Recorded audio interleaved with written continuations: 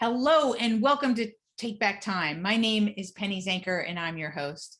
And I'm a super motivated, excited, and really inspired to bring you some of the best people to talk about how you can work smarter, not harder. I mean, we've all done it. We've been there. We've worked harder and it's painful.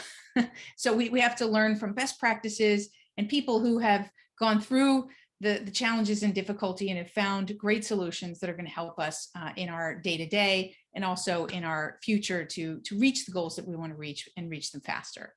And today is no exception. I'm super excited to be talking to Chandler Bolt. He is an investor, a CEO of the Self-Publishing School and the selfpublishing.com. Forbes 30 Under 30, author of 7 best-selling books, including his most recent book titled Published, which I think he's got something for you guys if you hang on until the end. And Self-Publishing School is an Inc. 5000 company the last 3 years in a row as one of the 5,000 fastest growing private companies in the US. And he's done lots of amazing things through his books, his podcast, YouTube channel, and through Self-Publishing School, and he's helped thousands of people to write books that grow their income, impact, and business. And who doesn't want that? So welcome, Chandler, to the show. Penny, thank you for having me. Great to be here. Now, as an author myself and having self-published, I wish that I knew you back then, because I know that you've got some incredible strategies and knowledge in this area, and that's why you've helped so many people, in publishing. Before we get to some of those strategies, I want to know, what's your story? Why is this important to you? Why have you spent, so much of your time and energy to help these authors to bring their books to the market? Yeah, I mean, it's important to me because I believe that books change lives because books changed my life. I'm a C-level English student and a college dropout with ADHD. So kind of the last person you would ever think to write and publish a book, much less be running a self-publishing school.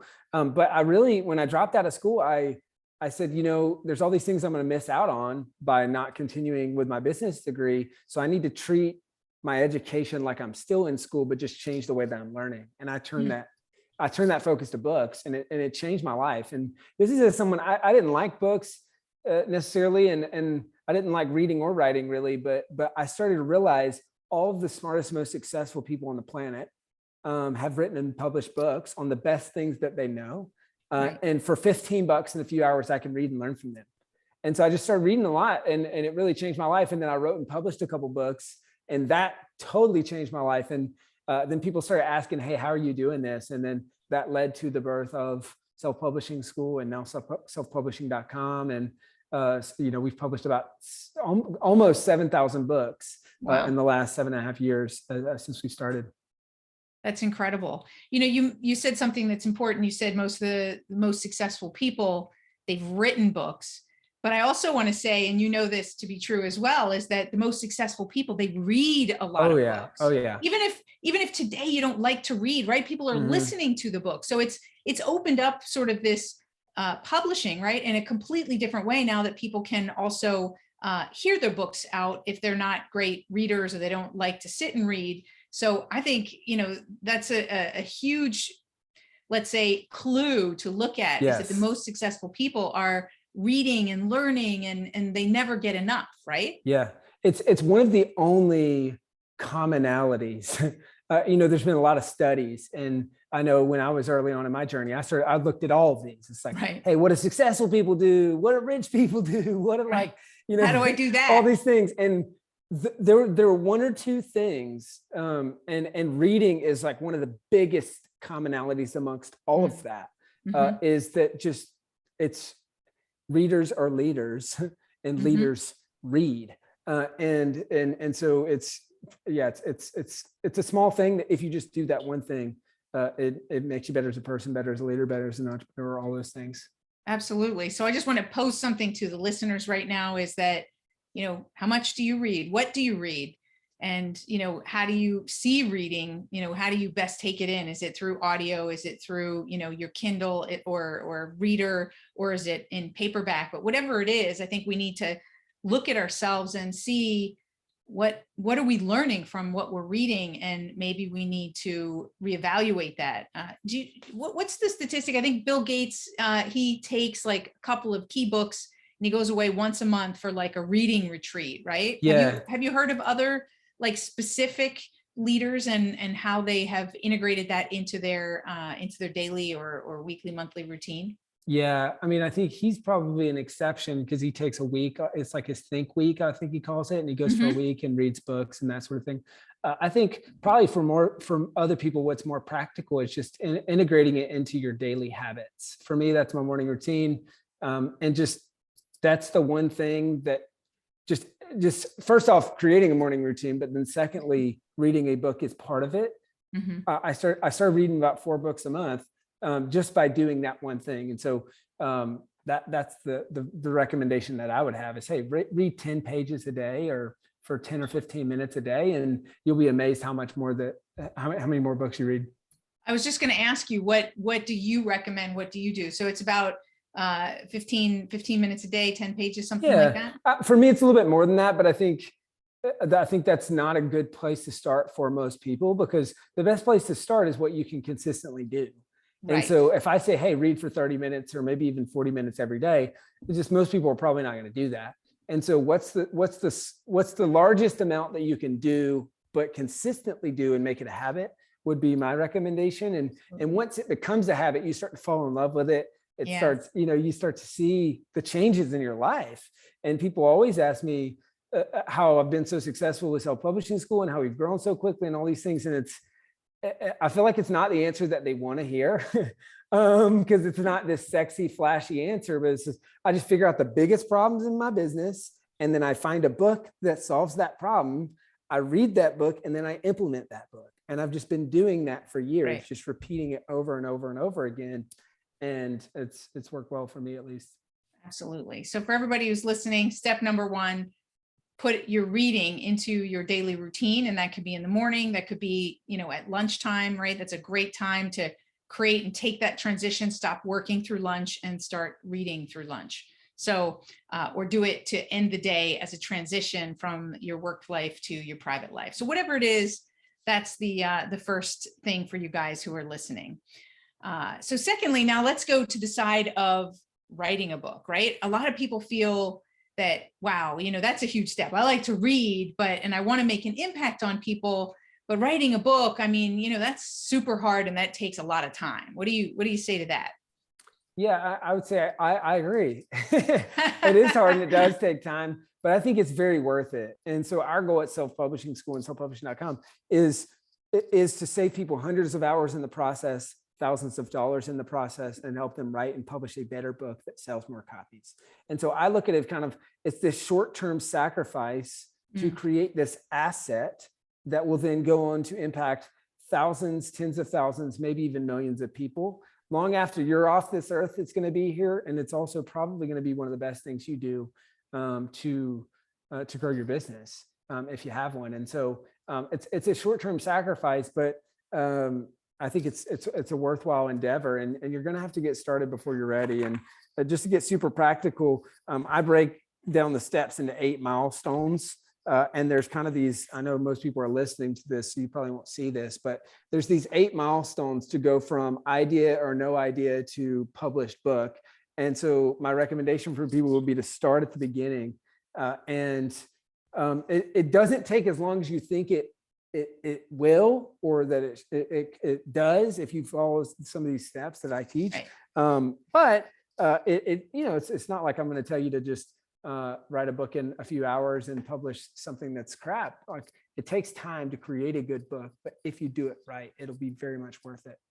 Absolutely. And I just want to say, as a self-published author, I would 100% agree that, it really is an asset for your business. You get exposure to so many more people than you would get to if you're just trying to reach them one-on-one. Some people read, some people listen. So, you can capture them in different ways. And, I'm so glad that I did, because I also learned so much myself, right, in my own self-development by writing it. And of course, having a resource like yours, I would have loved that to save hours and thousands of dollars, but you learn a lot in the process. And you learn a lot about yourself, and you definitely can use that to catapult your business. So I totally agree with that. I wanted to ask you, there are these, maybe some people are a little bit further along in their journey and they're like, yes, I see it as an asset and in a way that I can become and seen as the thought leader in my space. So they get, there's so many resources now out there, right? And so many, let's say some, not all these things are like the other ones, right? So some of them are, what do you think about these ideas that you can go away and for a weekend and have your book written? How do you feel about that type of shortcut and we're going to get it done real quick? Yeah, well, I think there's a lot of people that have just kind of glamorized the idea of being a best-selling author and all this stuff, and they've watered down the true meaning of it. Now, that being said, I'm a big fan of quick progress. So I think if you choose to, you can get a rough draft done in as little as a weekend. We teach that. People can do it. And then similarly, or the flip side, kind of like saying the comparing Bill Gates Think Week to consistent reading. Some people, it would take what I call the 30-day rough draft challenge. I talk about this in my new book. So I think it's possible, but that is a rough draft, and then you'll make that better. And so I'm a big fan of making quick progress on your book. And the reality is, whether you're traditionally published, self-published, most progress on a book happens in a series of months, a handful of months. It's either right before your manuscript deadline, if you're traditionally published, or it's, it's Parkinson's law. An object will swell to fill the container that you give it. And so that's where I think you can make quick progress. But I'm not a big fan of publishing crappy books. And so I recommend, being diligent with it and making the book better, hiring a good editor, there's all these things that will take it from rough draft to polished manuscript that will make for a much better book. Definitely. I love that. I'm all about the shortcuts too, when those shortcuts make sense. That I think most people want to write a book, they want to make an impact. And you have to talking out for a weekend, like you said, you can get a really good rough draft, but there's very little likelihood that what you're going to talk in is going to be publishable directly from that, right? So I think it's important that we set realistic expectations. So somebody who's diligent and is willing to follow the program, what kind of a time frame could they expect to go through these 8 steps that you talked about in your book? Yeah, I would say as little as 90 days. Okay. And that's moving pretty quick. Now, that being said, though, for my new book published, I went from picking up the pen to publishing this book, I want to say 105 days. And that was while, gosh, in the middle of that, I had offsites, I had weddings, I had, we've got 30 or 40 employees, we're scaling the company, like all this stuff is happening. And so I just wanted to prove that it can be done at the highest level. Right. And so it's definitely possible, but otherwise I'd say, plan on working on the book and going from 0 to published in about a year. And the great news is, even if you're on that time frame, you're still typically a year faster than any traditional published author. Right. And, maybe even decades faster than doing it on your own. Because you need someone to hold you accountable, and then to show someone to hold you, or to show you the process that's going to save a meaningful amount of time along the way. Absolutely. Absolutely. I was going to say, 105 days, 90 days, that's probably for someone who's written a book before, I would guess, because, there's that beginners, when you're beginning something new, it always feels a little harder. It always takes a little bit longer as you're learning the ropes and things. And as you learn it and you see, oh, this is a way I can do it easier and faster, I think that it gets quick into that. I felt like I wrote it in a really quick time frame, and that was 6 months. So, I think that it is possible in shorter time periods. It's getting the right team in place, and and then also having the time commitment. I like what you said earlier about consistency, right? The best place to start is with consistency. What would you say is like a consistent amount of time that people should spend on a daily or weekly basis to make the best progress in writing their book, if they were going to like schedule it out, right? Yeah. So I lay out this in the new book of kind of like this 30-day rough draft challenge. And so if you're taking the 30-day rough draft challenge, and I'm pulling it up so I don't misquote it. That's the fun thing about having new content.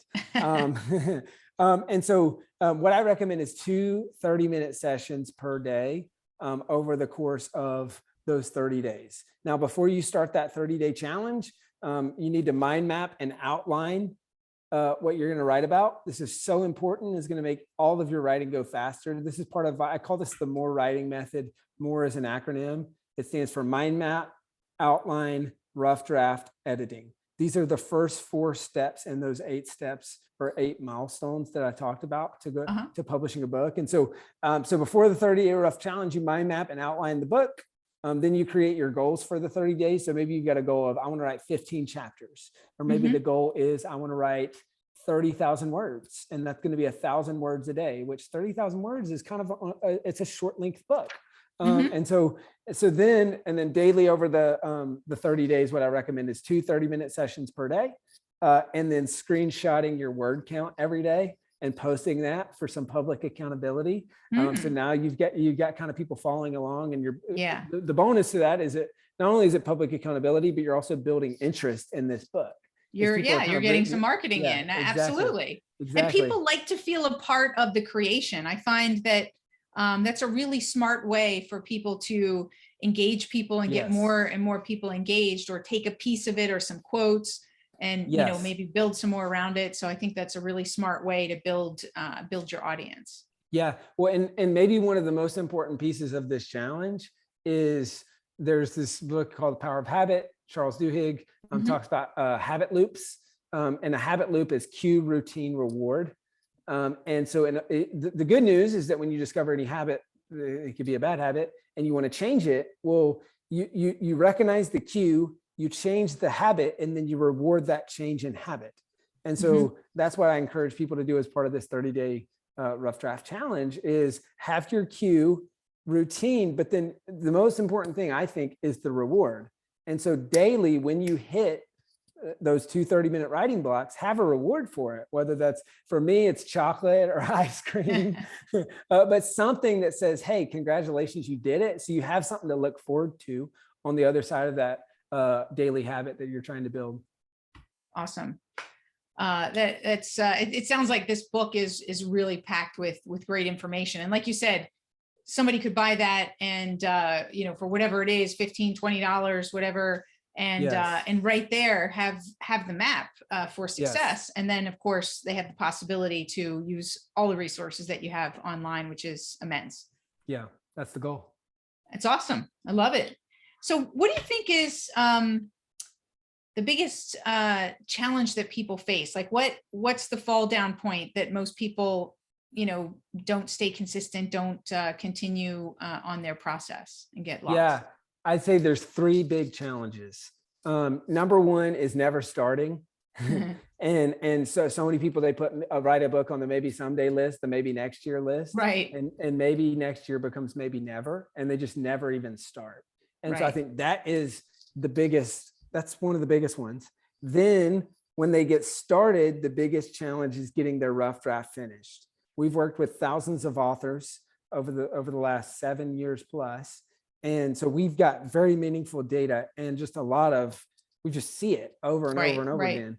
And the common place, because we track this very well, is the rough draft. And if someone finishes their rough draft, they start to see the light at the end of the tunnel. They start to believe that this is possible. And it's just those folks are exponentially more successful or more likely to be successful. And then if they don't, it's this bad idea. Why did I even think about doing this? I'm never going to finish. Like we kind of spiral into this doom loop. And so that's the second big challenge that stops people. And I think the third, which I actually think this is the hardest part, but it can't be the hardest part because most people don't make it there. But that's it's the editing process, and it's reading the draft that you wrote for the first time because you just think it sucks. You're like, oh my gosh, I'm an idiot. Why this book sucks? I suck. And it's just like kind of a part it's of that crappy first draft syndrome. It really is. And you just think, oh my gosh, this is horrible. What was I thinking? And no one's going to like this. Everyone's going to laugh at me. This is Right. a dumb idea. And you just kind of spiral for a week or two. And then it starts getting better. And you start Right. kind of clawing your way out of that hole. I mean, that happened. I mean, just every book I write, that happens. Yeah. And so I think that to me is the hardest part, but most people don't make it through those first two challenges. Right. And then there's the part where you've edited 100 times already and you feel like you just can't read it another time. Yeah. Yeah. And At least and you just have to stop the madness and publish. that was my experience. Oh yeah. gosh, that's every author's experience. But Editing is never finished. It's just right, and finished that's when you say it's finished. exactly. And I think that's an important point, right? That I learned is there's a point where you say good enough and you Yeah. say, did I make the point? Are people, enjoying this? I could edit this forever. I could constantly rewrite this. And you have to say, good enough, let's get it out there and let's not get caught up in a perfection loop where we're constantly analyzing, so you do need that outside feedback to get people to say, yeah, we like this is what we take away and, don't get caught in your own head. Definitely. Definitely. So, we're coming to the end. You've provided with some really great elements and everything. I would just want to ask you, this is a show about productivity and working smarter. So I just want to ask you two questions around that. And then I'd like you to share where people can get a hold of you. So the question I ask every guest pretty much is, how do you define productivity and why? Yeah. How I define productivity and why, and I actually wrote a couple books on productivity. This is a topic that I'm very passionate about. Okay. Is it's effective, not efficient. When I was first getting started, I thought it was efficiency. Productivity is efficiency. And efficiency is doing things fast Right. and efficient, right? Right. But we have this need for speed, yeah, right? Exactly. And so for me, it's effectiveness over efficiency, and slowing down to say, hey, is this the most important thing that I can be doing? And then am I doing it in the best way possible? And sure, I can be more efficient at that. But Right. it's effectiveness. So it's finding, I talk about in my book, finding that balance, right? You don't want to chase the speed and just do speed, but also you don't want to lose the efficiency, like, that you're over analyzing, overdoing it. And it's effective, but it takes you twice as long to get it done, right? There's somewhere where you have to find that happy medium of both. So I didn't know that this was a topic that's more near and dear to your heart. So maybe I'll have to have you on again to share some other tips and tricks. The other question is, dive a little deeper into why you think that, somebody writing a book, that has a business or even an executive, why is this productive for them in their business and in their life? It's productive because it brings you leverage on your time. And as you grow and become more successful, leverage is the most important thing that you have. What's the, I'm going to misquote this, but it's this, the whole, if you with a lever and a long enough pulley, like, I'm totally bombing this quote, but leverage is so important. And so I look at a book of how do you go from one to one to many. And so if you find yourself repeating yourself, having broken record conversations, saying the same thing over and over and over again, the best way to stop talking about that thing is to write a book on it and then point to that book. And that book brings you leverage. That book brings in customers for your business. It brings in income. It's an asset that 3 years from now on a random month could bring in $100 in royalties. And that's true passive income. Like, sure, you're not going to get rich off of this book, but it's an asset that just keeps bringing things back. Right. It comes in other ways, right? Yes. So at least that's been my experience. Yes. I'm not chicken soup for the soul or, something like that. But people read the book and then they hire me as their, executive coach, or they hire me to come and speak in their organization. So, and those are big projects. So it's definitely, as you said, it creates that leverage and helps you. There's a big ROI. It just might not be in the sales itself. And it might be, right, depending on how you market and get your book out there. Definitely.